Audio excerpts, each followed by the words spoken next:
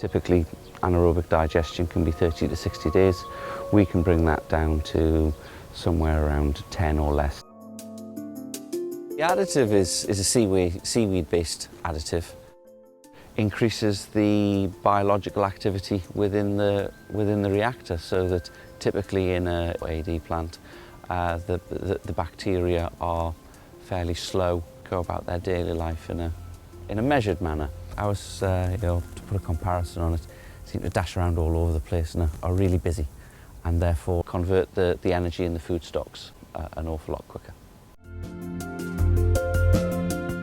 12 months ago, this plant stopped taking in feedstocks. It was a traditional AD plant running on agricultural feedstocks of silage, maize silage, and due to the increase in feedstock costs, the plant was no longer financially viable. When we finally got our hands on the plant, the core temperature of the digester had reduced as low as 20 degrees, and through the introduction of the additive alone, we brought the core temperature of the digester from 20 degrees up to 37 degrees mesophilic. So even through bringing the temperature back up, we're using up to 50% less feedstock into the plant compared to what it was using 12 months ago.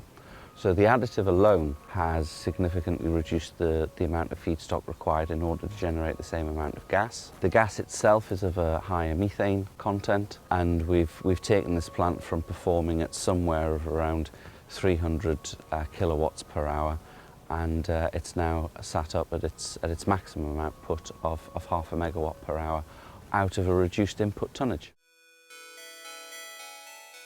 What's really exciting about this technology is that we can bring it to a traditional AD system and bolt it on at the front end or at the back end, and significantly underpin the performance and future-proof of that AD plant, so that it has the ability to take multiple feedstocks if it wants to. Make sure that it's producing significant gas so that it is constantly having its engines or capacity into the grid maximised.